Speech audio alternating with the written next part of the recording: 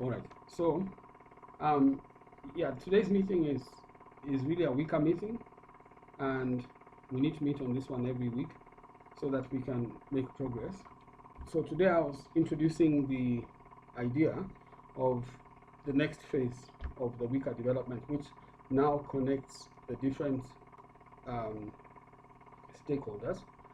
And the primary stakeholders, as we discussed, were the victim and the mentor. And the goal in the beginning was to create what we call amity or anonymity. The idea is to be friendly to each other, to use the app. Essentially, the idea is to use the app. But when they use the app, they're aware that this app is monitoring their behavior from a gender-based violence or domestic violence perspective. So that awareness is given to them. And as they use it and share information around it, the app gathers the information, analyzes it, and assesses the level of risk, if they're potential, even if you can say they're survivors, it will be able to detect escalating risk based on the interaction between themselves and the survivor. But they use it the way we use WhatsApp. It's only that the topic is around, you could say, gender-based violence, but also the incidences that lead up to it. So the context is part of the reporting. So I'll share my screen, and I'll just mention that my assumption is you're familiar with at least the last week's presentation. You've tried it out. So let me share this one.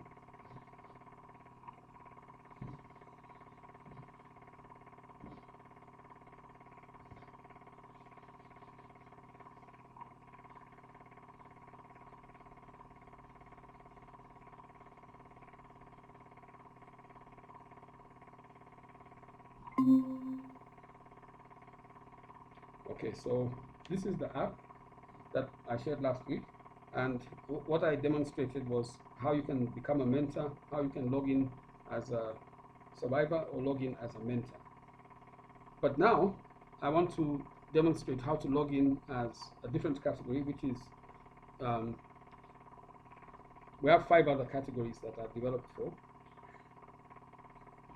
So I'll just try to show them here.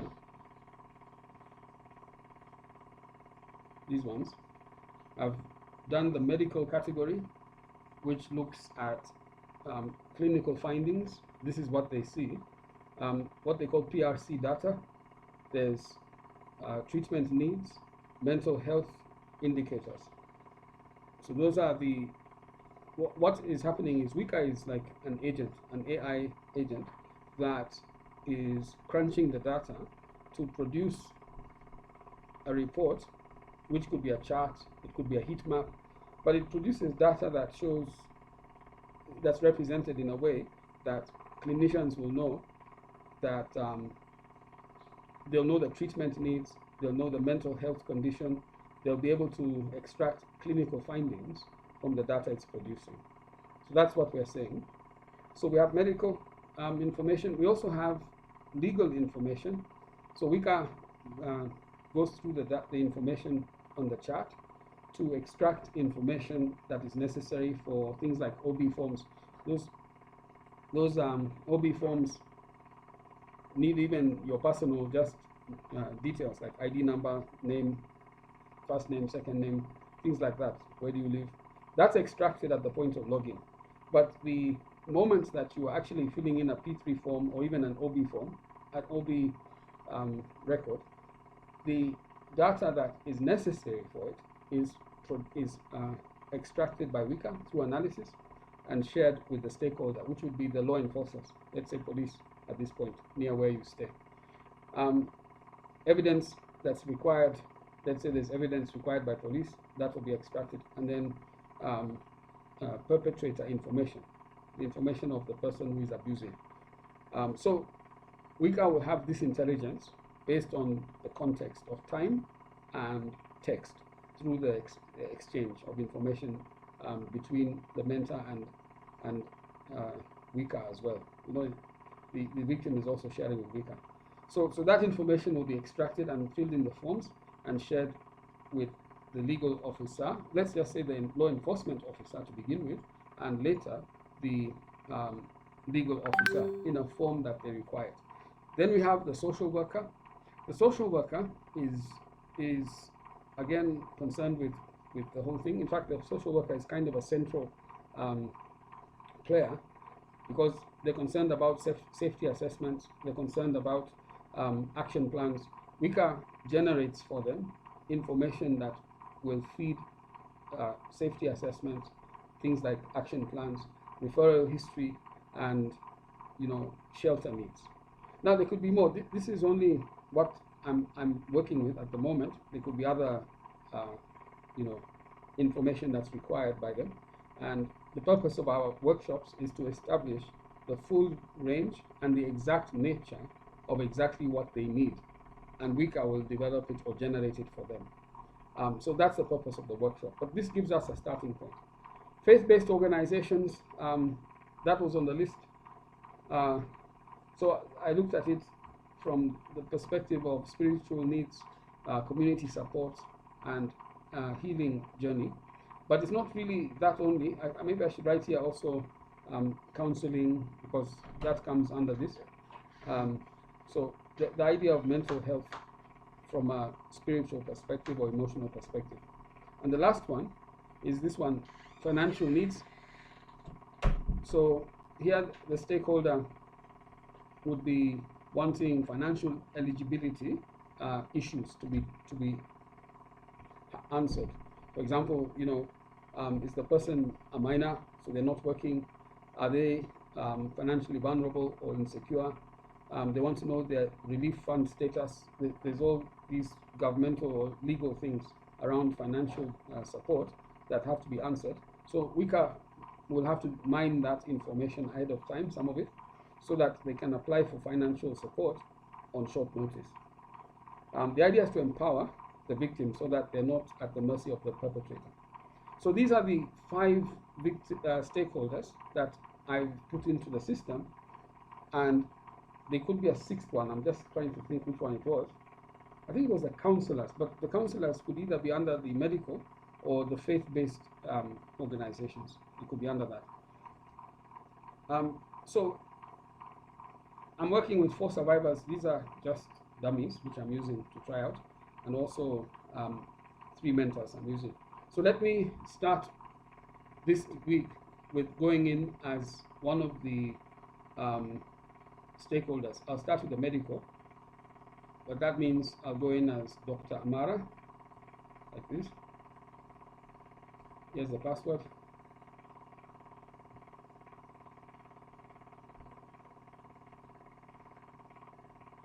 Yeah. So this is what they see. So unlike the mentor and the victim, they don't see the chat immediately. I'm going to put the chat in here in case they want to chat with the victim or the mentor. They can also do it. I've not put it yet, but I'll put it as well. But the key issue is what's called the referral journey. That's what it's called in this business of GBV. The referral pathway is what we're trying to establish in a way that involves stakeholders. So the pathway starts with, let's say, the victim engaging the mentor. They engage. If things escalate to the point of abuse, it's reported first to the mentor, but essentially to the system. It could also be reported to Wika. So once it's reported in that sense, Wika evokes its intelligence to gather all the information that's required for the different stakeholders. Now, this stakeholder is a medical professional clinician. It could be a nurse or even a doctor, but it could be just a trauma specialist, but they're working at the hospital, and they need certain information up front, which they have told us they need. This is their dashboard. Now, it summarizes some things. At the top, the assigned cases that they're working with. Assigned cases can happen automatically, or it can happen, let's say, in a manual way, but for now, it will be automatic. We can be given up to a certain limit of assigned cases. So in this case, this clinician, who is called Dr. Amara, is having 3 cases here, and you can look at the cases visually this way. There are 3 which are high priority. Pending referrals are none. A referral is when the doctor is, doctor wants to pass it on to another stakeholder within the system. For example, they might want to share it with a counselor. Then they would refer you to a counselor. So right now, nothing is referred. And then would come, let's say, the resolved cases. Again, nothing is resolved. But looking at this, when you look at the risk level, here, 8 out of 10 is a red flag, 9 out of 10 is very high risk, 7 out of 10. This is according to Wika, and based on the way Wika is analyzing the conversations, the risk has escalated to these levels.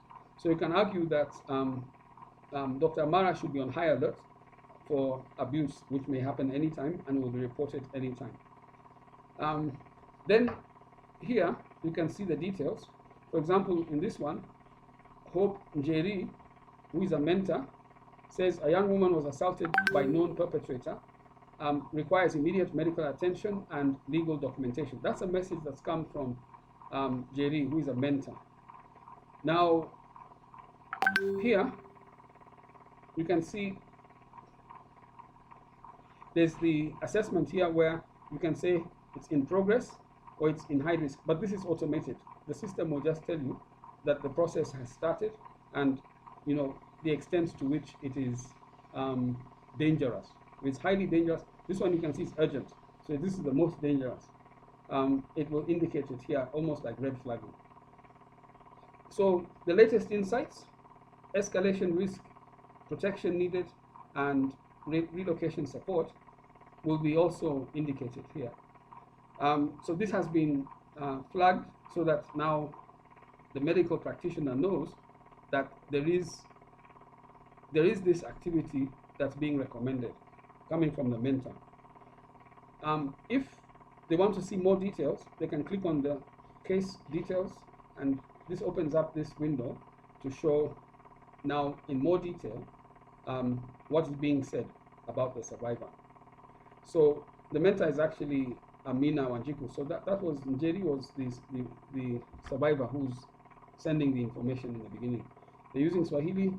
The contact was in the app, but Amina, who is the mentor, is also providing some form of advice, and her expertise is known down here. So they can see more about what's going on. They can look at the data this way, here, and this gives them a sense of the conversation summary. Here there's not much, but at least you can see some aspects of the conversation with Wika. Wika is asking for injury type, blunt force trauma. The prep required is false. This is the template which is converted for the specialist. And what helps is that Wika dumbs it down for the victim and also for the mentor. But when it comes here, it's written in a format that makes sense to the health practitioners. So the language here doesn't even make much sense to me, but you can see it's talking in a way that the practitioners need to talk. And when we go on site for the workshops, it is to establish this language so that we write it in a way that they would advise us.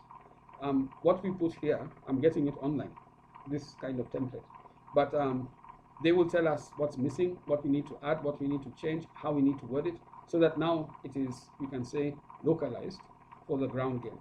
And that's part of the reason why the program has to be run at different, you can say, sub-counties, because in different sub-counties, this reporting might vary. And to capture variability, we need to do that. There's a place here where the clinician can add their own notes, just so that they can reinforce what's already there. They can add the note. And here, if they want to escalate or communicate with the stakeholder community, they can pick who they want to communicate with, whether it's medical, legal, and they can send messages using an in-app message, like that. So this is how it is in its first iteration. All insights are here. What I'd like to, I need to connect a graph, well, let me not say a graph, but visual data information, which could be a heat map also. It could be bar charts. It could even be tables. I'll connect them so that it helps to inform the clinician in a way that's visual as well. But I've yet to build that into the system. But this is trying to assess the risk and to explain to them through the conversations what it has picked out by way of summarizing. Because of privacy issues, the conversations are not shared. The actual conversation is not shared. Because of that, we have those laws that prevent that. But the analysis of them is shared so that they can get the information they will be looking for within the conversations. And then Wika highlights what is going on, like ongoing threats are going, household or housing insecurity is happening, and then there's the possibility of emotional distress, or it is actually happening. There's emotional distress. Here there are physical injuries, known perpetrator, that means the one who is perpetrating is known. Again, the name is not being revealed, but safety concerns and medical urgency.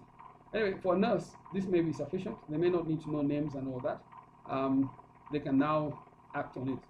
They can see the place, and that's how it is. So this is just one. Let me just log out and show you a second one so that you have a sense of how this thing works. I'll log out.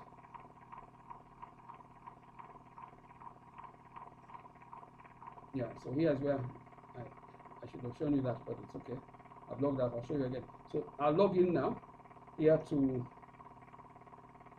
let's say the legal officer, this one, it's called Kamal. And then I'll try with this password here, like that. Okay, so Kamal is seeing his view of the same data. Again, he sees the risk levels. You can see that. He's only handling 2 cases which he was assigned, and again, he can see what's in progress. He can even mark this as in progress because he's now looking at it. But if he has gone further than that, he can say, for example, pending referral, which means he's referred it, but he's waiting for feedback. So it can be tracked. He can mark it or flag, let's say, a case as urgent if he wants. It's up to him. However, it comes flagged by another stakeholder or by the system. This one is high priority, it's in progress, and these are the indicators. Again, he can look at the same information, but from a legal perspective. So when he comes here, he can look at his data. This is his form data, which is different. This is looking now at legal aid status, court preparation. He's looking at protection, order urgency, case strength. Is marked additional evidence and protection order recommended. So this is the information he requires. So it's captured by Wika and in a format that he has recommended already. The OB number from the police is here. So police OB was in the system put in by the police. It's on the legal form. The details like witnesses are here, which he needs. The P3 form is also here, but the status is pending if he has yet to fill it out. So he needs to do that. It's pending medical examination. Okay, so he would now refer this to the clinic so that he can get that information. The perpetrator information is given to him. This is coming from the database. The representation here is still in database format, but I'll convert it to a format like this so that it can read naturally. Relationship ex-boyfriend. So you can see he has enough by way of information to find a case. Photos and injuries. Yeah, so the evidence collected needs to come, and I have not put in the uploads for that kind of evidence. I'll put that next. So that's pending, so that he can now see the injuries as he makes his case. So you can see the idea is that each stakeholder has their My Data form, which is customized to the victim, or no, not customized for the area of work that they are in. So this one is in the, you can say, legal aid services area. So that's why it looks like this. All the insights are here. Again, from a legal perspective, risk is analyzed from a legal perspective. So in this case, it's updated risk assessment following new threats and protection order urgently recommended. So it's a legal thing. Another one is from the conversation summary. Wika is saying mentor survivor conversation revealed ongoing threats from perpetrator, and survivor expressed fear of returning home. So that also introduces the idea of looking for shelter. And then this one is initial assessment. Survivor reported being physically assaulted by ex-partner and her at her residence, and visible injuries observed. Immediate medical care is needed. These are the flags. So physical injuries, known perpetrator, safety concerns, and medical urgency. So the lawyer has a sense of what's going on through Wika's summary, which is coming in this way. Again, this is just the first round. Once we run the workshop, they will tell us how to word this and phrase this. And once we have that phraseology, it will resemble something they recognize. It's showing other details of stakeholders. This is a case management tool that manages the case using stakeholders. So they can see that Dr. Mara Ochieng is the medical person who is handling this. They can see also that Peter Kamau is the police enforcer, the one who wrote the OB form. Is here. Oh, this is Kamau. It's him. This is Kamau himself. Yeah. Okay. So that gives you a sense. If I go back, if let's say Kamau wants to talk to the mentor, then he can go. This is his profile. If he wants to talk to the mentor, he can go here. The mentor that we're talking, these are the people we're talking about. So here Beatrice is online. Now, those are the mentors available. The victim is not here. I don't know if I should put the victim here, but the mentors are here, and he can talk to the mentors. He can see who is online, who is offline, so he can engage. He just has to come here and he talks to them. So this is how you can start, and you can talk to the. This is a mentor, but that's if the mentor is offline. If he wants to talk to Wika, Wika is always online. Can come to Wika here. Of course, if we ask Wika anything, Wika can answer questions also on behalf of everybody. You just have to ask what it is, and Wika will tell you what it knows and what it doesn't know. It can also tell you what it can find out for you. Yeah, because Wika is like a trusted friend. Okay, so that gives you a sense of how it's developing. I think there are a few things which are not yet done. I need to put in the images in terms of uploads so that photos can be viewed. And I also need to put in the graphic representation data so that the people can graphically see what's going on.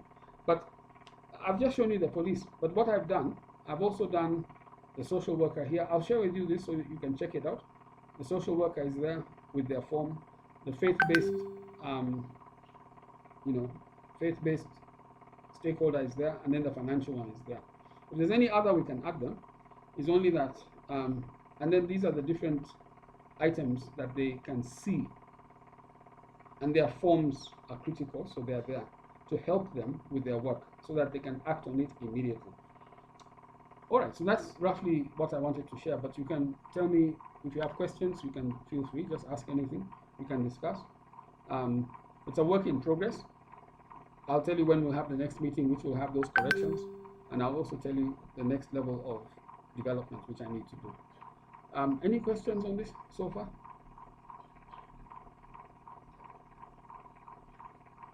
Anything you want to ask? Feel free. This is the moment of questions and answers.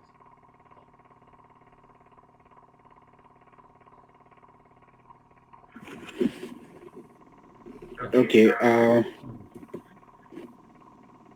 I just want to Yes.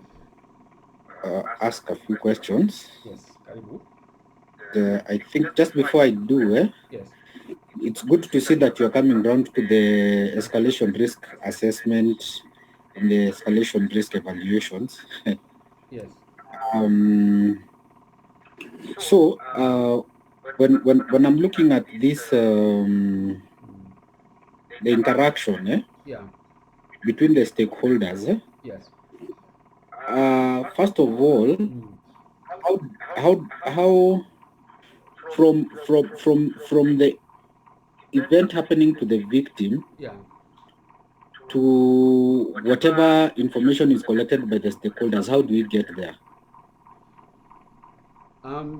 Now, how it works is that now I'm basing it just on what I have read from gender-based violence and domestic violence, but more on domestic violence, is that when the action or the perpetration happens, there's usually a time context. There's also, you can say, a location context, like a place where it happens. So what happens is that the, let's say, mentor and victim, or mentor or victim, are trained on how to use the app when they feel that they need that protection. So it may not happen, let's say, for days or for months, but every time they feel that things can go in that direction, they start using the app for purposes of communication. And we encourage them to communicate naturally.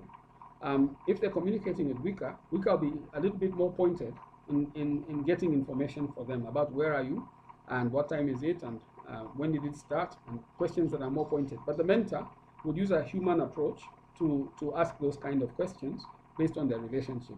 So that's how it starts. It starts with the data being put in contextually over time. That time can be a few hours before it happens, or a few days or a few weeks before it happens.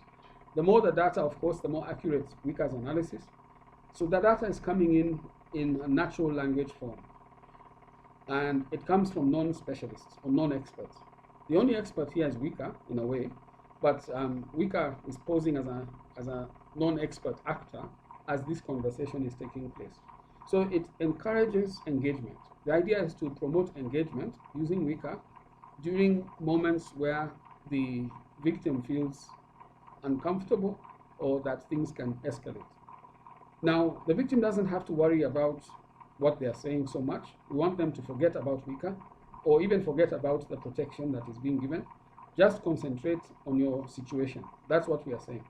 Now, with all that, we'll have a long, you can argue, trail of time-stamped natural conversations that would have taken place between the victim and the mentor, maybe more than one mentor, and the victim and Wika.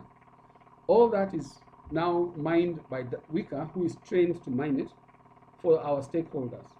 And they can get information as far as possible for the lawyer, for the police, for the counselor, for the clinician, and even for the, you could say, faith-based healer, people like those. So Wika is trained to get that information, also for the financial people. So maybe at the point of incidents, not everything is there. Maybe the victim is traumatized and not able to engage, but the mentor is there, so Wika can ask the mentor for whatever is missing. Let's say it is financial information that's needed. The mentor is the one who will be asked to provide so that financial support can be accessed. Whatever is missing. So that's how this thing will go. If we're dealing with minors, the mentor will come in as the one responsible for the minor, and their name will be entered in as the one who is taking care or responsibility for the reporting. So that's how Wika is resolving this thing. It's really connecting the conversations that are had, converting those conversations into forms that allow lawyers, healthcare workers, counselors, social workers. Social worker is the one that's, no, it's here. Social workers, yes. Also legal officers to do their work instantly. They see what's going on. Part of the thing I was showing you is the flagging, and that whole thing of high risk announcements and all this is a way of just preparing them to let them know that things are escalating. One of the things we'll introduce, but this will be a bit further down the road, is WhatsApp messaging. That if you're in this system, you'll get a WhatsApp message when things are escalating to the level of 7 out of 10, 8 out of 10, you'll be getting WhatsApp messages. Check the system because things are escalating. So that police, lawyers, social workers, even you can say clinicians, doctors, nurses, financial people are ready to deal with it. That way, the minute it happens, there are more, you can say, less delays and more instant in the way in which they give their services. And all the information is already there, so it can help to facilitate. You see, so that's how actually this is the core of Wika. The core of Wika is to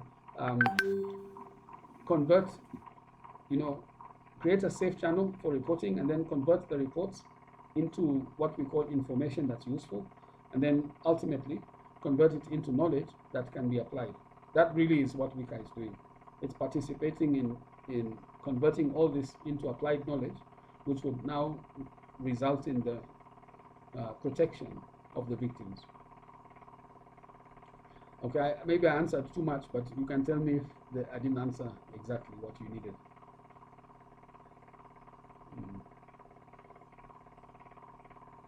You're there, Timothy? You can hear me? Just a moment. Just give me a moment. I'll follow back up. Okay. Yeah, it started raining. Is my voice still clear? Is it audible? Jackie, are you still there? Is your mom there? I don't hear you. Maybe you're on mute. Okay, sorry, Martin, about that. No problem. Sorry. So from this workflow, Yeah. Yes. it is very mentor heavy, relying more on the mentor Yes.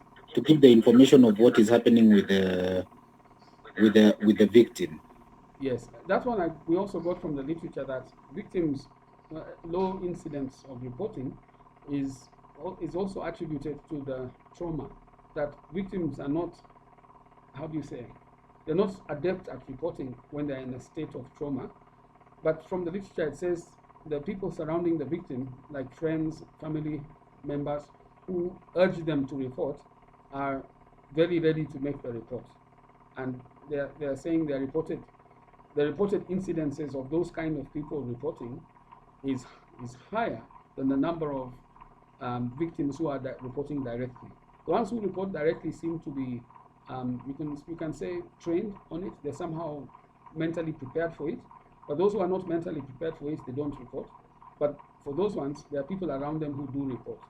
So that's part of the reason why we gave the mentor a central role in the reporting.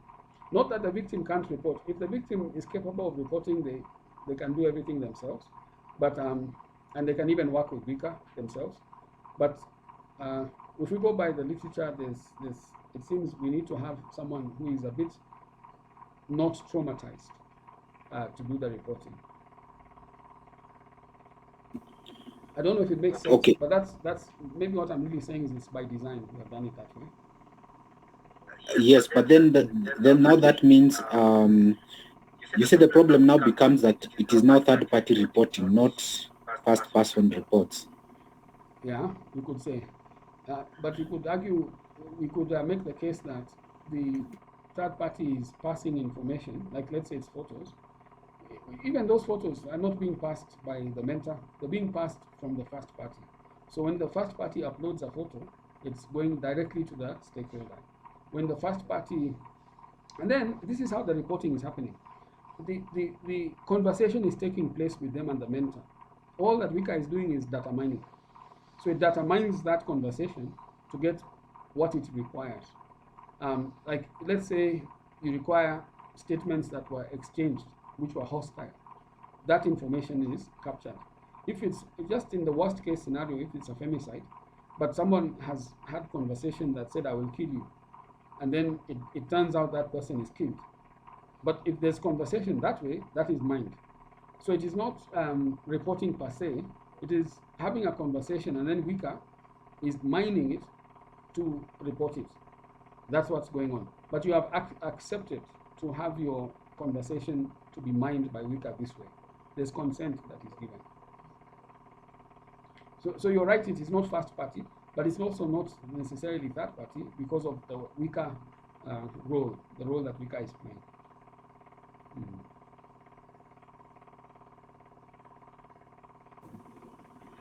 Okay, so another question. Yeah. The from the dashboard. Yes.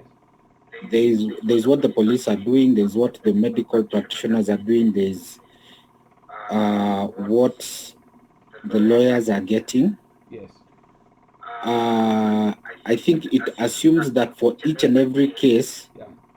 all the stakeholders per victim are already onboarded on Wika. Yes, that is now absolutely correct. And so now you're touching on a very important aspect of, we can say, the rollout. Remember, we discussed how marketing must precede sales.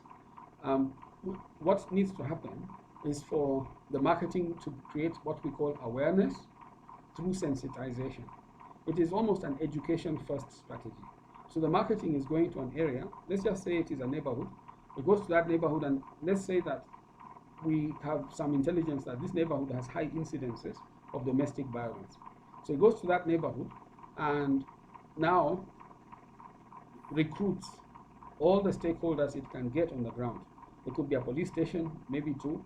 It could be a clinic, maybe two. There could be some people who live there who are health experts or even social workers.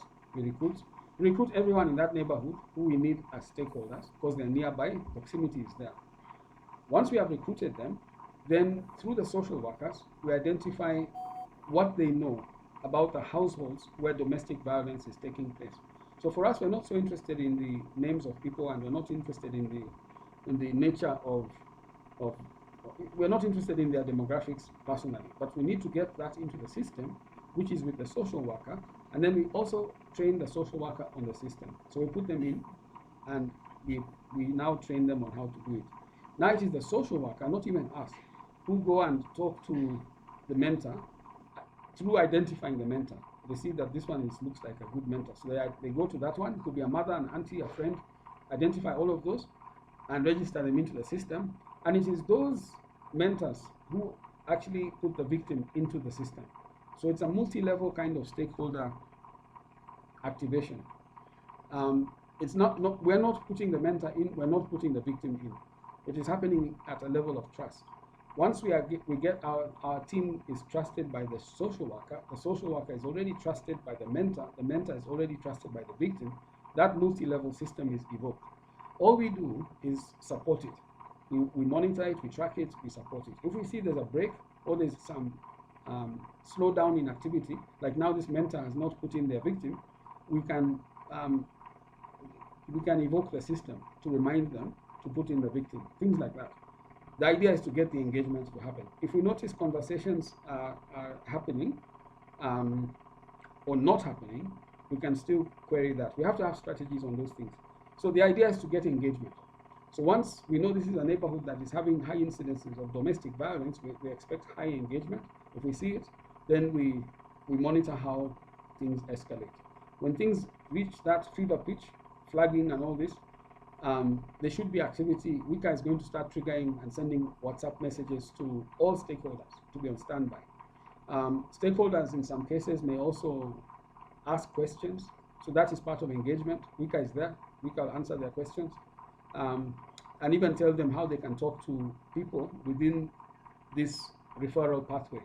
So if they want to talk to, let's say, the mentor, Wika will tell them, yeah, you just click here, you can talk to the mentor. So they'll go there. So just to get this thing to be active, in as much as the ground there's a lot of this kind of abuse, will be good. And then of course when the abuse happens, all these people will have been trained using the multi-level method. The social worker will have trained them, but it's using the multi-level approach to know how they can use Wika to get all the information they want legally, for law enforcement, for health reasons, and also for counseling, or financial support. That is now how we are looking at the Wika, reducing the incidences through safe reporting. Okay, so in terms of thinking through this in terms of workflow, let's say we identify Kayole. Yes. Kayole Manyanja stage. Okay. That area there's a lot of we see a potential of domestic violence. Okay. So we go in. Yeah. We talk to the OCS of the police station. Yes. They are willing to work with us. Yes.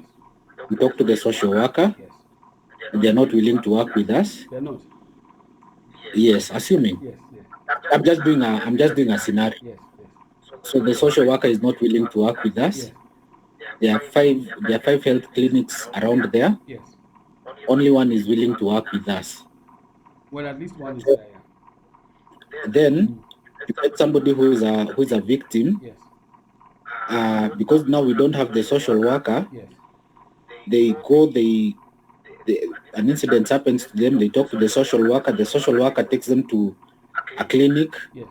that is not part of the program. Yes. Yes. So, and the social worker is also not part of the program, Yes. and then does not maybe escalate to the police. Yes. So the chain breaks down. Yes. I get you. I get you. Yeah, I can see potential for breakdown in that scenario. And it's because, as you said, that we don't have a social worker. If one stakeholder is missing, even let's say you're missing a clinician, let's say all the clinics refuse, then you'll find even making the case will not go forward because there's that information coming from the clinician that's missing. So what you're saying, I think, is important in that we need to have the key stakeholders on the system for us to complete a referral pathway. If we don't have, if we have one, if we can't complete the pathway, technically, this report will not reach the end. It will just stop somewhere. So what you've said is important. It's very key. So the marketing team needs to flag themselves when they see that in Kayole we have some incomplete referral pathways. They have to brainstorm and see how they can complete those pathways so that everybody is on board. Even if it's but you don't have to get everyone, but at least don't have a situation where a key partner is missing. That's really what we are saying.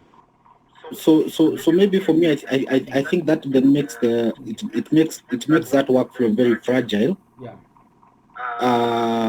Because without for starters, and there's also another follow up to that, Yes. because it means that you have to have a complete workflow for each and every victim. Absolutely. Reason being Yes. because each victim will choose a different mentor. Yes. They'll choose a different clinic to go to. Yes. They'll go to a different police station. Yes. They'll go to a different lawyer. Absolutely. So you're then it makes the workflow the workload for onboarding each and every stakeholder for each and every victim Yes. becomes very intensive. Yes. And then it also means that there'll be a lot of breakdown in the workflow. Yes. And a breakdown in that chain. Then as a follow-up to that, Yes. let's talk about clinicians. Yes. Clinicians are bound by law not to keep patient records confidential. Yes. So they might not be willing to put the information. Yes. They will not, even if they are trained and part of the program. Yes. They might not be they might not be in a position to put that information. Yes. Secondly, the police, when you report to the police, then they have their own reporting system. Yes. And then because they're also doing investigations, Yeah. because they also want to conduct investigations, Yes. then they not want to disclose whatever data they've collected or the status of the investigation. So again, Yes. when it goes back to them based on their systems. Yes. Or their working system. Yes. For those two, it might not work as envisioned by Wika in this application. Yes. And then also again we go back to the to the I'm trying to remember which act, one of the gender acts that protects. Yes. And then there's the information that you're required to disclose and what you're not required to disclose. Yes. So except for instances of abuse of minors, Yeah. they are not, even as a social worker, you're not not compelled to make any disclosures. Yes. So when I look at the workflow as envisioned, Yes. one, it becomes very fragile. Yes. Two, it has very many failure points. Yes. And I think the purpose of of an application is to ensure that the workflow, one, is seamless, Yes. with few to none failure points. So basically, it's supposed to solve the problem. Absolutely. But I see very many problems that have been created, and unless we can first address them, Yes. then this workflow will not work as envisioned. Yes, you're right. It's good you've spotted all those things. Maybe I try to address them one at a time. On the fragility, the system's robustness is very much dependent on the number of, let's say, the amount of data that we have, and then the amount of data that we escalate to what we call information. So raw data is necessary, and the more raw data we have, the more robust the system becomes. And then the more of that raw data that we escalate into information, again, the more you can say strong, the stronger the system becomes. Let me give an example. When you go in, as you said rightfully in your scenario, if you have broken chains or broken referral pathways, then that data will be inadmissible, effective, because we cannot complete a story, a referral story. So it becomes inadmissible. But let's say you do have stories that you've made, but as you said, you could have situations where people opt out of the choices within the system. For example, someone says, I have my own clinic, so I'm going to go there. Or someone says, I have my own lawyer, so I'm going to use that one. All this can happen. So those kind of things result in our system identifying or flagging broken stories or incomplete referral paths. So those things mean that we cannot convert our data into information. Information is useful. That's actually what we need. In fact, we need it at a third level. But even this information, which is complete pathways, is useful information for purposes of reporting. So the challenge of the marketing team is exactly that one. One is to populate the app with, you can say, large incidences of stakeholders. And then to number two, to make sure that the stakeholder engagement is high. That is their challenge. Now, there are several strategies around both, and they're very necessary if the system is to be successful. Wika plays a role in helping to make the system, let's say, robust. What Wika does is it manages all the stakeholder stories. So the complexity is not done manually. It's done using an automated agent, that's Wika, who understands, who can manage up to, let's just say, 3,000, 5,000 stakeholders interacting and sharing information at the same time. Wika can do all this at the same time. So you can create a link, you can destroy a link, you could be active on a different link. These links are stakeholder links. You can be even multitasking yourself. That's not a problem to Wika. All that information can not only be tracked by Wika, but analyzed and converted into information. So Wika can tell you at any instance of time which links are broken and which ones are active. It can give you all this information. That's now what Wika is saying. We don't have to manually create our referral stories. Nobody in the chain is responsible for story tracking. You simply interrogate the system. Ask Wika, whether you are a legal officer, a social worker, medical clinician, just ask Wika. Wika will tell you this is what it is, based on the question that you're asking. Wika also draws its intelligence from learning language models like ChatGPT, but it doesn't use ChatGPT alone. It uses about 20 of them. So it's using all of them to be able to talk to you in the most accurate way. And it's been trained for this purpose uniquely, Wika. So you'll find that the complexity we are talking about, which can make it fragile, is actually a strength within Wika because it's done using the Wika automated intelligent agent.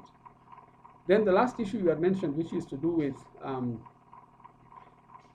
full disclosure.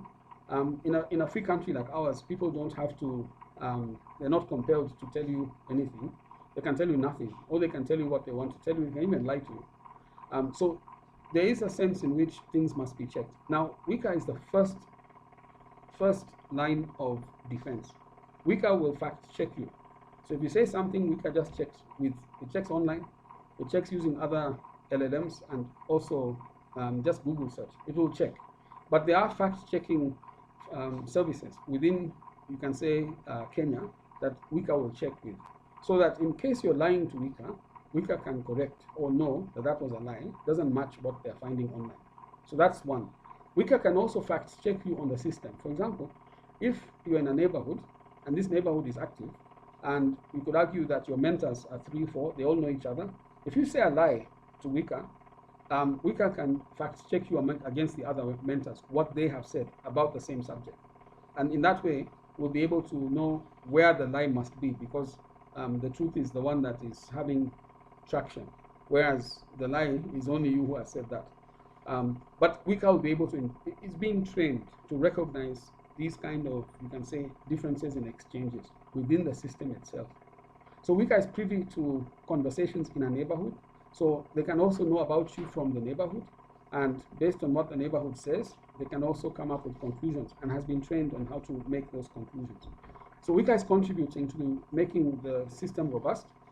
The marketing team is necessary because they also contribute to making it robust. And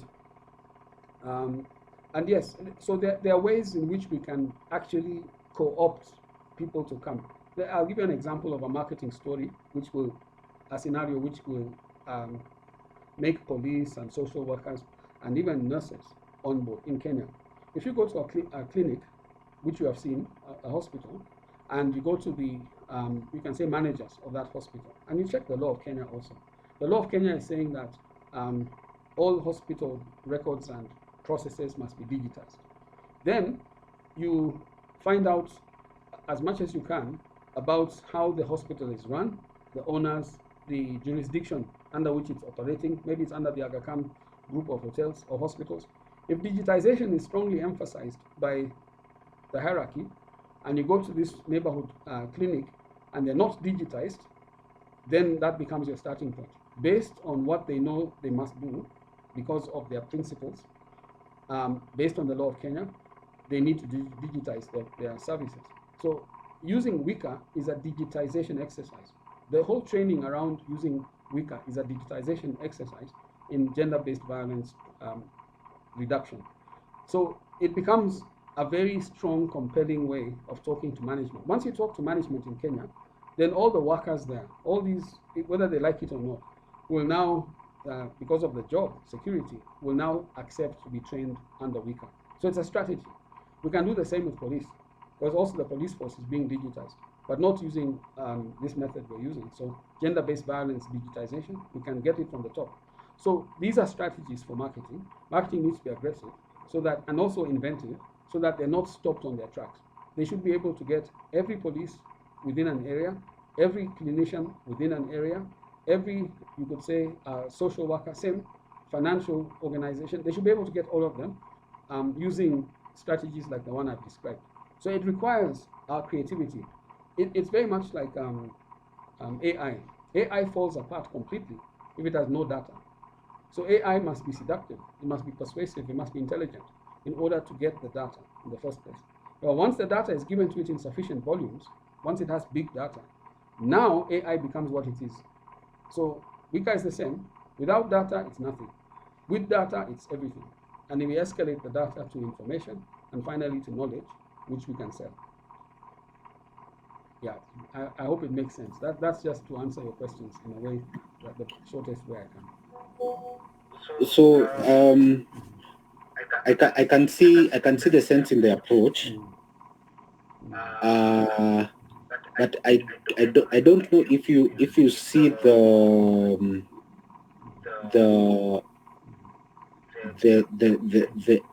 perspective from the other side. No, I saw.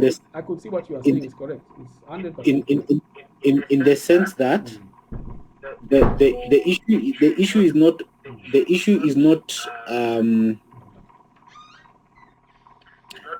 onboarding, because onboarding is with this approach, onboarding becomes the easy part.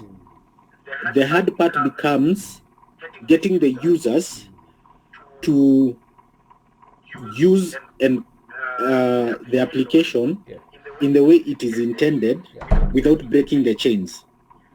Because like I said, I can approach the OCS of Buruburu police station and tell them about the app, and they buy, because they can be able to see all the cases that are happening. But when the case comes to him, he does not complete it because he says I'm pursuing an investigation. Okay, so whatever else he's doing it not in line. Yes, he feels he's working with Wika because he has taken up a case that has been referred to by Wika, but breaks the chain because they have taken up the case, but is not actually responding in the way that we want the app to, for him to respond to the app. And there's no way to compel him or compel any police officer to do the same. Also, remember there's two things. When say for example you're referring the matter, you have defense lawyers and you have the lawyers for the prosecution, for example. Yeah. So there's always, you have lawyers who are looking at this case. Maybe this one is assigned as to represent the victim, but also the perpetrator has a right to a defense, right? So if then the information is learned that it is coming from Wika, then they want to be onboarded, but they're acting for and on behalf of the other side. Again, it brings up a lot of complexities. Anyway, what I'm saying is, can we consider tweaking the workflow so that it is not very dependent on, because each user, each stakeholder has to complete their chain in a very specific way for the chain to be complete. And if one of those links in the chain breaks for whatever reason, either it is a question of procedure, either it is a question of legality, either it is a question of negligence on the part of the stakeholder, on no account, the failure is on no account of Wika itself, but on the part of the stakeholder. Is it possible that we can still be able to complete the chain even if the stakeholder does not complete their part? That is what I'm saying, because you can onboard them, but if they fail to do what they're expected to do, then our link breaks, but the burden falls back on Wika to complete, but it is not necessarily anything that Wika has done. It's not a problem with the marketing. Is there a way we can restructure it? Yes. Yeah. Yes, we can restructure. So there's the product, which is Wika, but then there's the program, which is the Chungunzima. I've not presented that, but I'll explain it separately. But there's also what we call the business workflow for the marketing team. What you're speaking about is the business workflow of the marketing team. The marketing team is concerned with engagement, which is what you're talking about. It's concerned that the system is actively being used. So onboarding is, as you said, rightfully one step, and it can be addressed in different strategies, as you said. But now the engagement, how do you ensure that, first of all, people are active, and then at the same time are, you can say, continuously active. So you get this continuous engagement. So once the system is built and it works in essence, because we've connected all the stakeholders meaningfully and they produce, you can say, an output, then the engagement is part of the business process. We integrate Wika into a platform. That platform is to promote engagement. So what it does, it allows for intercommunication, first of all, between stakeholders. So you can connect, of course, via email, but also through WhatsApp and phone calls. And stakeholders, it's a multi-level system. So the platform recognizes that if you are a police officer working at a station, you have the officer in charge of the station, there's even a deputy. Both the deputy and the officer in charge of the police station are actually registered on Wika. So if, let's say, you find, if you've ever been in these situations, I've been in situations where I need to get the policeman who was the arresting officer's number. So I can't get it unless you go to the police station and do your own detective work. But Wika doesn't need you to do that. Wika will have the arresting officer's name and number. You can call him. Maybe you call him once, he tells you a story, and next time he doesn't pick up. You can call his boss, which is the deputy. Maybe the deputy is not at work, he has someone else who is at work. He will tell you who is now at work. He gives you that number, you call that one. You can also get the officer in charge. You can also get him. So Wika is trying to say, through a series of hierarchical reporting, you can keep reporting as an interested party. So we're not doing it. It is the, let's say, mentor who's doing it because they're interested parties. So you're doing it so that you can now attack the problem.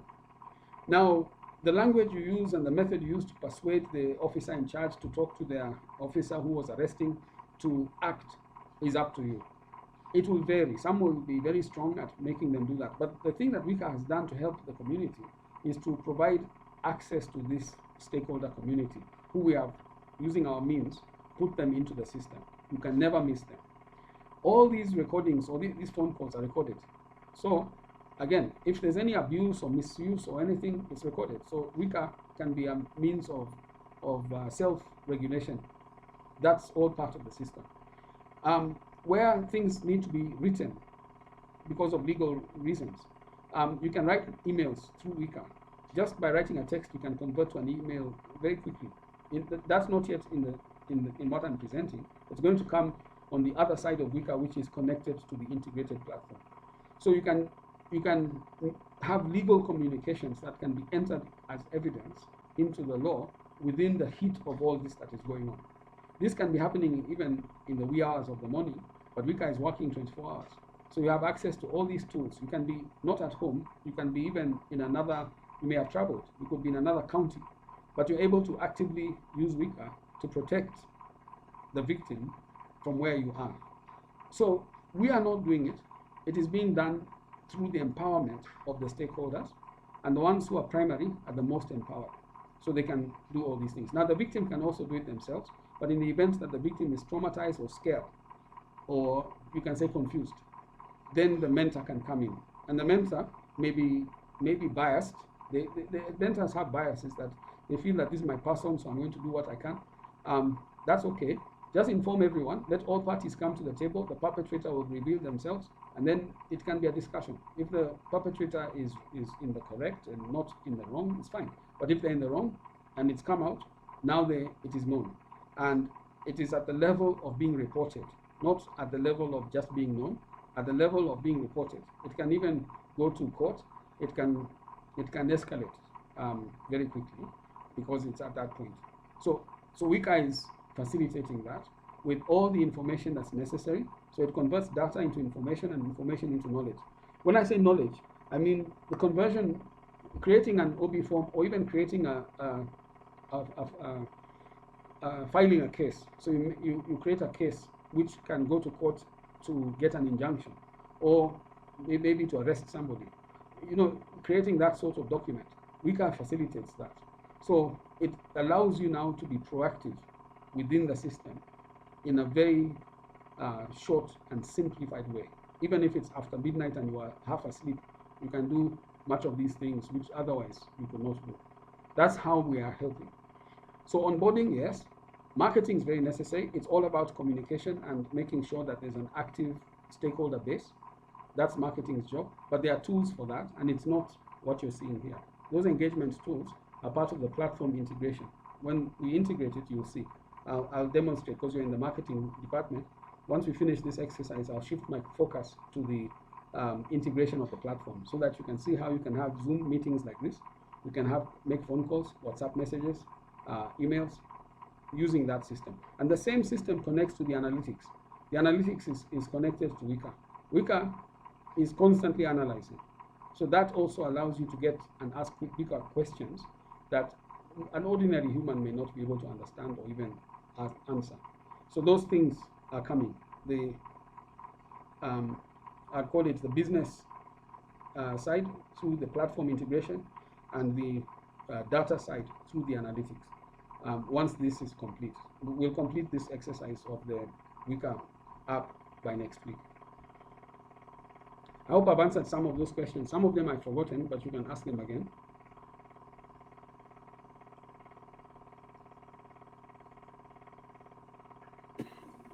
Okay, yeah. Some of them have been answered, but I still feel that it leaves so much in the so much of our success is being determined by the stakeholders as opposed by what is being done on our side. And then again, in this loop, because of that, the victim is, for me, feels a little bit sidelined in all of this. And yeah, so I think we I feel we need to think it through. Maybe what would help. Do you have a complete user journey for all the users? I have one for 5, and even that one is not complete because I need to put the the data is represented in a way that is understandable. So I'll be, since you've asked me that question, I can prepare complete user journeys for all 5 within a few days, so that I can share with you, and you'll be able to see how each one would complete their journeys. So let's say, for example, the victim user journey, and you mentioned the victim is not empowered. Yeah, the victim is only empowered by themselves, and Wika gives equal access to the system, to the victim. So the victim is someone educated or someone independent, someone who can think even when they're traumatized. They can do all this themselves. They can make the calls. They can use Wika.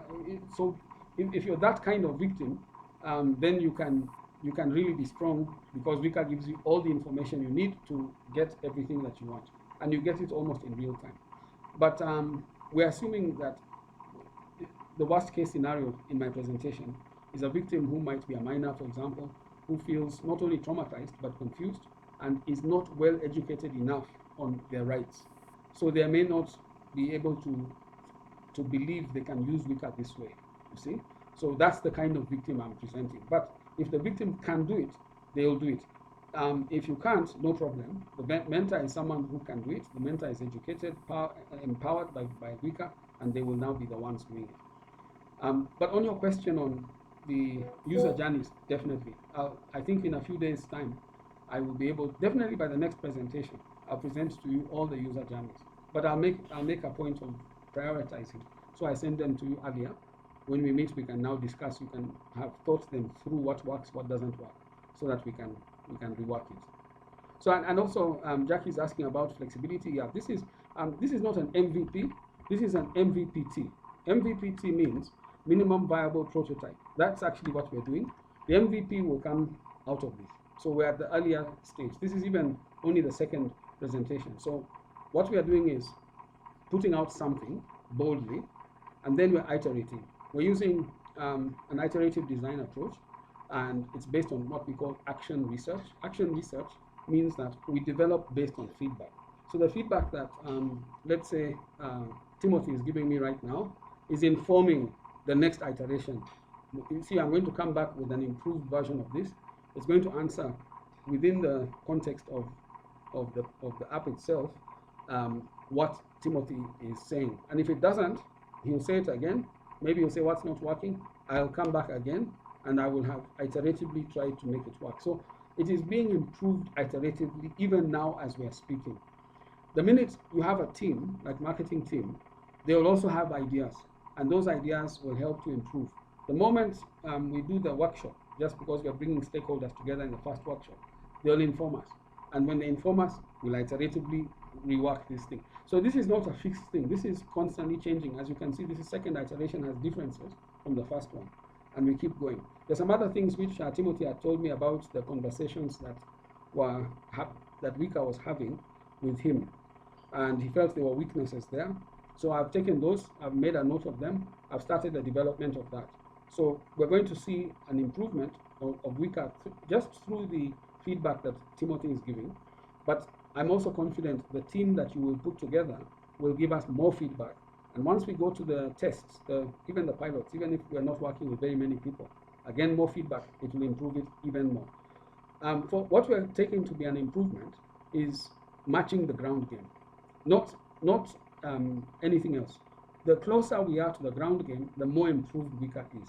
So Wika is trying to actually be a mirror of the ground game, so that the um, expectations and the desires of the people on the ground are being met by Wika. And we're assuming that if Wika meets their wishes, they will use it, they will engage. So that's part of the assumption. Okay. Yeah, feel free to suggest other things. Even to, you can comment, you can keep on commenting. Okay. Okay. So I don't want to be very presumptuous in or look like I'm trying to derail the process, but there are a few things, quite a number of things that feel a little bit disjointed, and I think at some point I had asked about what outcomes are we gunning for. Yes. If we could start by putting down our desired outcomes, and then our process and how our process meets those outcomes, Yeah. and then how Wika solves or helps us to get to those outcomes. I think it could help us get there a little bit faster, and then also be able to tie in a lot of things a little bit more quickly, so that we don't feel like we're just going through ideas and iterating on small issues. If we could say this is our desired outcome, Yeah. and this is what we feel is an ideal customer journey. And when I'm saying this, I'm saying it now from a marketing perspective, because from a marketing perspective, again, with development background, I know that what happens is a lot of the times, as a developer and working with development teams, what they're more interested in is in the techniques and how this technology, how we are harnessing this technology to work with this other technology, and how we are developing this particular stack to work with this other one. So, but at the end of the day, for the user, what they want is, I am experiencing this and I want to go from this to X. So if we could have, what is our what problem are we trying to solve? What are our expected outcomes? What is our approach, and how does what we have developed meet those needs? Because I'm seeing a little bit of I'm seeing a bit of this disjointment here. So if you could just maybe just document all of it, then we can be able to iterate a little bit faster and get everything hooked up, so that we because we will be able to, when we know what we are working towards very clearly, and we know what the user journey is supposed to be very clearly, we can maybe look at the user journey and say, if this user journey, if the person has to go through 1, 2, 3, 4, 5, 6 hoops, that is not a good experience for them. Maybe we can reduce it to 1, 2, 3 hoops, and then they'll be able to get to the outcome that we want. And this other person will do outcome 1, so that one, because the process right now is not very robust. It has too many potential fail points that are not dependent on actions from Wika. So if we can maybe try and eliminate those, that would be nice. Secondly, if we can be able to streamline the customer journey, so that the customer journey becomes a lot more friendly, and then the experience, because the experience at the end of the day, you see, for us as a team, what we'll be trying to do is to sell an experience. How much better is the experience? Because if I can already go and report to the police station, but when I go to report to the police station, I'm getting judged. Again, I'm still coming back to, I still have to work with these cops. When I come to Wika, how does it make my journey better to get to the police, to report to the police? When I want to talk to somebody, I want somebody to listen. I want somebody to give me guidance. I want clarity on what my situation is. How does that help? How does Wika help me to get there better than the already existing channels? So at the end of the day, we have to also keep going back to what are we trying to achieve? What is the customer? What are we trying to do to, when I say the customer experience, I'm referring now to the victims and the survivors.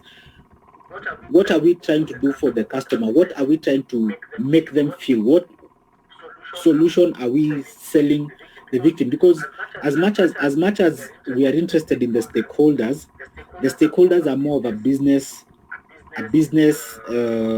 process for Wika.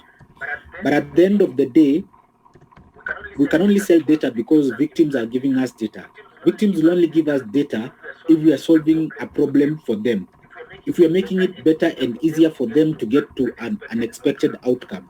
So if we are not getting to that outcome through our interaction, through the victim interaction with Wika, then they will not come to us. We can get all the stakeholders, but if we don't get the victims to interact with us, then then again the whole system again breaks down.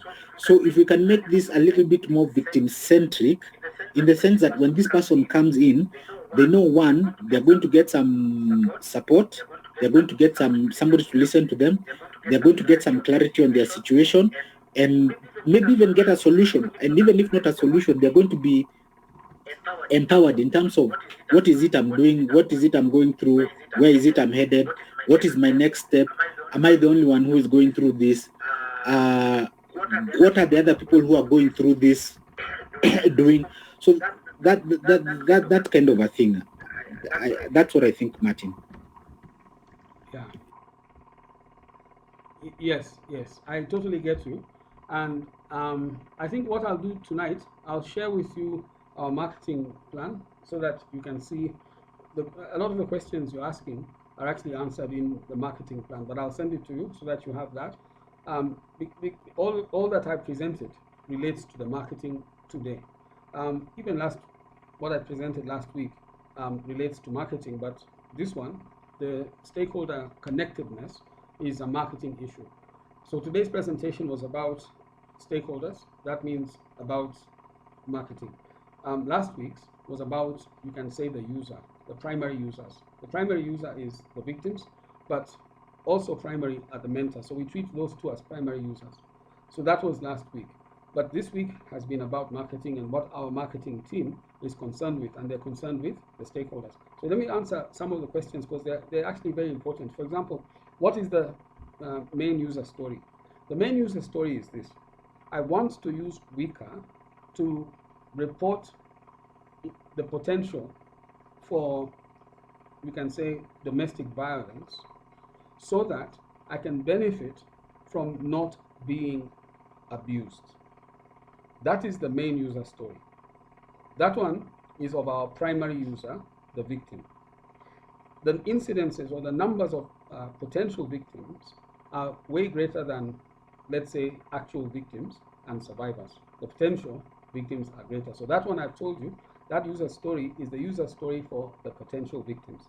So how we respond to that is by telling them, use Wika to talk to your trusted, let's say, friend or your trusted relative who you feel you can share about the potential for violence within your context, wherever you are. That's what our solution is.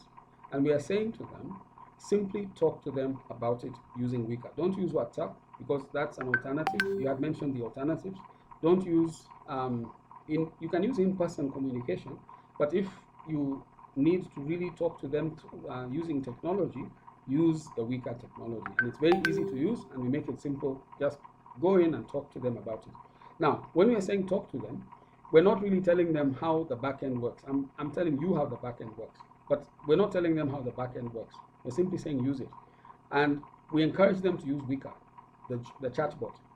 The chatbot will encourage them to keep talking to it. After a while, and this is our goal, after a while, we'll have mined enough data from, let's say, the user to know enough to fill out the demographics in all these forms. Your name, your first name, your middle name, things like if you're above 18, your ID number. We'll have all these things. We'll have extracted it through those conversations. They have not themselves felt that they've filled in a form. They've just talked to us. At some point, we will even tell them that we protect you in these ways, and we'll have developed a language through which we will explain how the protection works.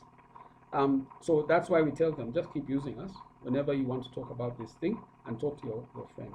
So that's the user story of the primary, you can say, user. But also primary is the mentor. And the mentor's story, mentor is just a name of best friend. The mentor's user story is, I want my best friend's life to be, let's say, protected from abuse. And I want to use Wika to reduce that abuse through safe reporting, which is private. That is now the mentor story. It's as simple as that, and we tell them the same thing. Just have the conversations here. Wika is protected, Wika is encrypted, Wika does not disclose anything. We reassure them technically that there's no way that you will have any of your stories will be revealed. So they use Wika knowing it's safe. And now from there, the engagement starts. Now the stakeholder community, even though what I just showed to you, they never see the conversations. The data is safe. No, that data is never saved. What is actually they see in terms of data is, you can argue, data, demographic data that is within the law that you can see. Like, what is your name? So your name is there. Where do you live? Where you live is there. And you have volunteered that information. So that kind of data is available. But your conversations, no. What they see is information, which is mining the conversation. So the data is the conversation, it mines it and creates a layer of, you can say, analyzed information, which now is converted into the language of the clinician, or the language of the legal officer, or the language of the lawyer. It's converted. So that version of the data is information. That's what I'm calling information. So the user story then for, let's say, the clinician is that I want to use Wika to manage all the potential cases of gender-based violence that occur, as well as the current cases that occur. I want to use Wika to manage the business process of treating all these cases in the way that they would normally do. And they have their business process. And we are saying Wika is actually designed to match the business process of the clinician when it comes to GBV. So all the data is collected, all the images are kept. If they're voice conversations, video recordings, all that is available for purposes of the clinician. And it's the same for the lawyer and the same for the police. So whatever is needed on their side will be provided accordingly. Again, all this is done with the consent of the victim. If the victims are minor, that's where the mentor comes in. So the user story, again, for the clinician is clinician based, but it's geared towards helping to organize business processes using Wika, which is what they want. They have a workload, they have a need to digitize, they have also an obligation to be accurate. So Wika is going to guarantee them all those. Those are our user stories, and we have it in our marketing document, which I'll send you after this meeting, so that you can. A lot of the questions you raised are there. You'll get a sense of the personas that we're targeting, our key audience, their profiles, and the primary, secondary, and tertiary audiences for marketing. And then we have a different book for the sales, but we can start with the marketing. I hope in a way it answers, but when you see the write-up, you can then again respond. There's no worries. Well, that's the guide I'm using to build the stories. Yes, one thing I'll say I'm using what we call an agile method of production. I think you're familiar as a developer. You're familiar with the agile method of development, where you can design even a Mercedes Benz, but the first iteration it doesn't even have wheels, because you're working with the core nature of the vehicle, and that may not be necessarily having wheels. So we are obviously very thin on the ground. We're not claiming that we will have everything right now in the first iteration, and that's why we have already planned for several iterations, but we will build. We need the language to be fluent. That's why I'm developing a fluency in the language of Wika, and that's what I'm using to explain what I'm doing. But as we go, that language will be supported by the demonstrations. So this is only the second. By the time we've done 5 iterations, when we get to like next week, we'll do the third one. Again, it becomes much more pointed, much more clear, much more robust in the way in which it is even being presented. So Wika will be developed over, like the MVP, by the time we get to the minimum viable product, we'll have gone through 5 prototypes. The 6th one will be the product. By then, it will be a very different proposition, much more robust, much more, you can say, targeted, and also much more maintainable in the sense of complexity. But Wika is an AI agent that makes otherwise a very complicated process simple through automation. That's what Wika does.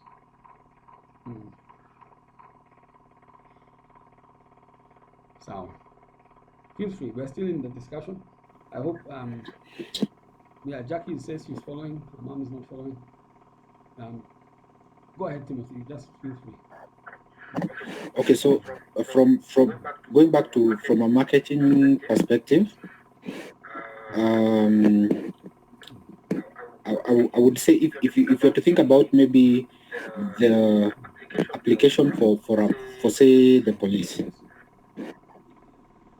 it's an exciting app, because when you tell the policeman that this incident happened, the victim took photos, they went to this clinic, we can see that trail, and until what evidence was collected until when we got here, it becomes exciting for a policeman, because it makes his work very easy. For the lawyers, the same thing. It would be very exciting for a lawyer to be given a case like this, where everything has already been, from the rest of the processes have already been done. They can be able to say, okay, we have this, this is how we progressed, this is how we got here. That is exciting from those two perspectives, from the police perspective and from the lawyer's perspective.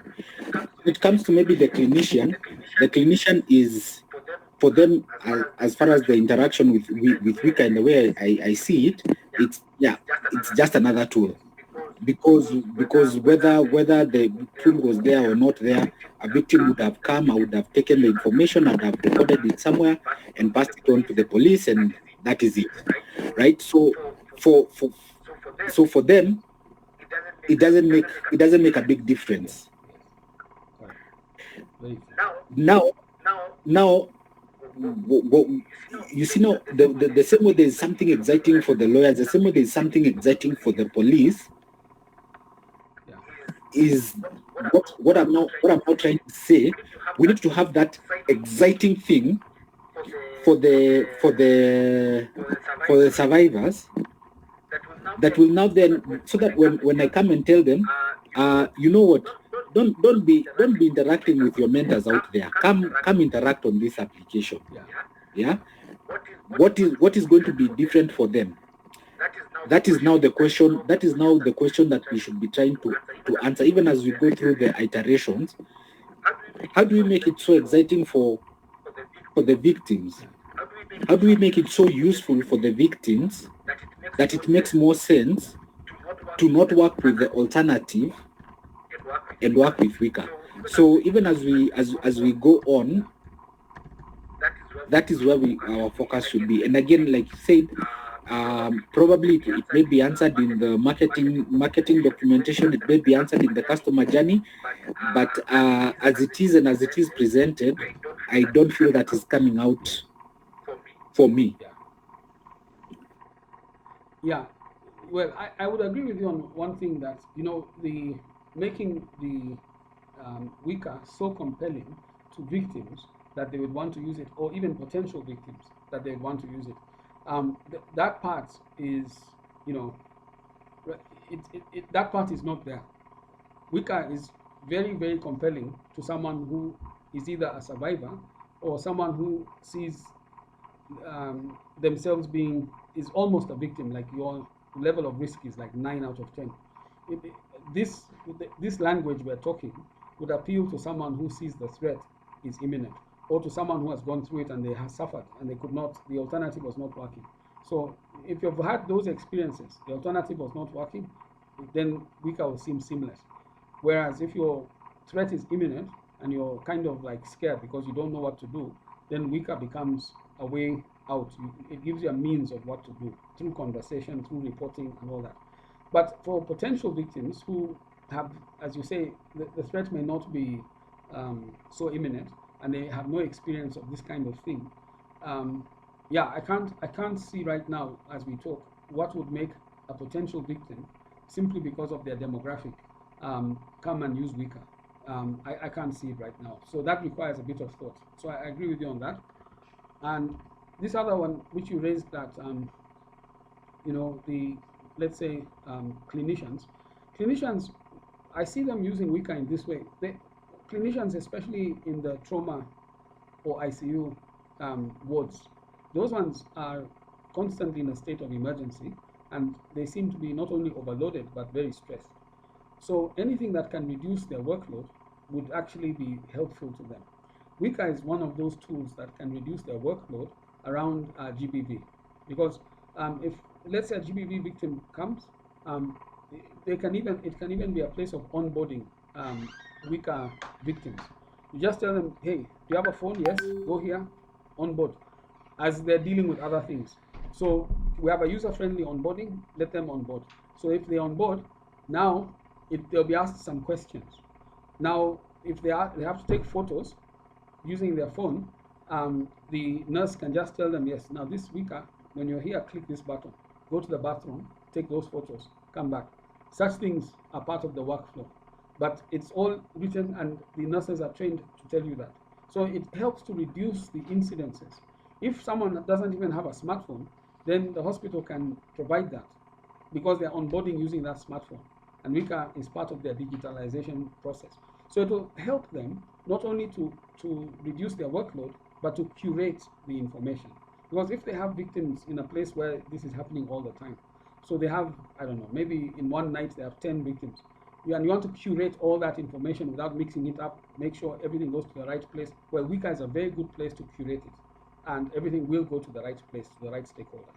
So in that sense, it is very, very much a user story that we can align with, you can say, clinicians and doctors and nurses. Yeah, so that's the answer to the issue of how they use it.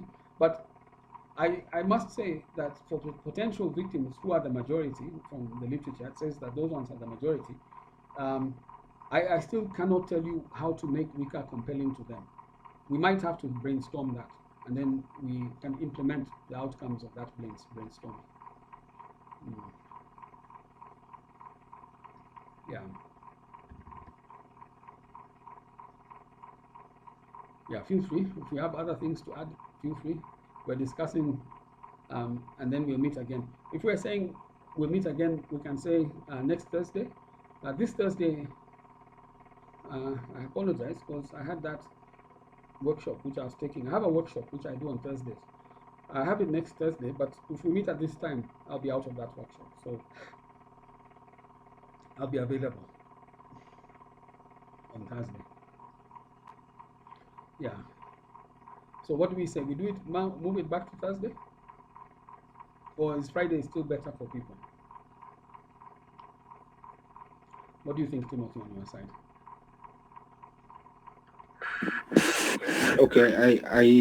Okay, for me, I think either works.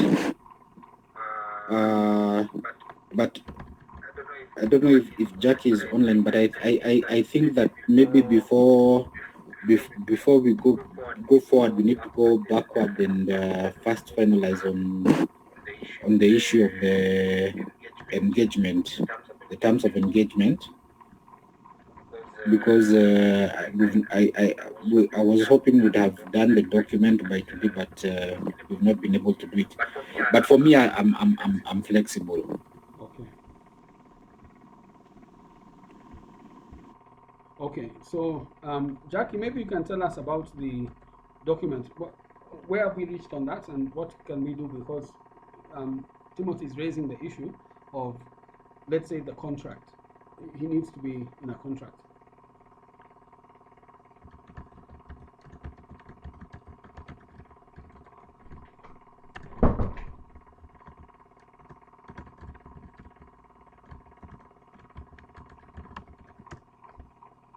Yeah, it seems she's not online. Are you there, Jackie? If you're speaking, you might be on mute. We don't hear you.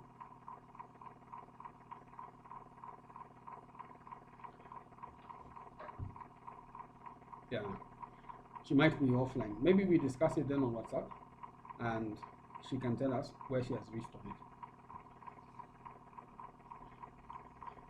And then we need to arrange. So what I think what needs to happen is we need to meet on it away now from with as a group. We need to meet with her and her mom. We need to meet with them on that issue. Then once that's done, but she has to write the contract. Then once that's done, then now we meet with you, or you meet with her, and then you can sign. So I think there's that two-step process. But maybe we discuss it on WhatsApp. It seems she has gone. And even the date, we can agree whether it's Friday or Thursday. Even I'm flexible on Friday and Thursday, so we can agree on that. So, okay, fine. That works for me, Martin. All right. So what we're saying is that we can end now. Do you have any other business, Mzee? The NDA. Sorry, I've also noticed I had not opened the chat, so I didn't see you had said hi on the chat, but I had not opened the chat, so apologies for not responding to that. Yeah, no, don't worry. I only got to see it when we were in the middle of the of the meeting. Sorry. Okay, I understand. What NDA you signed? Yours?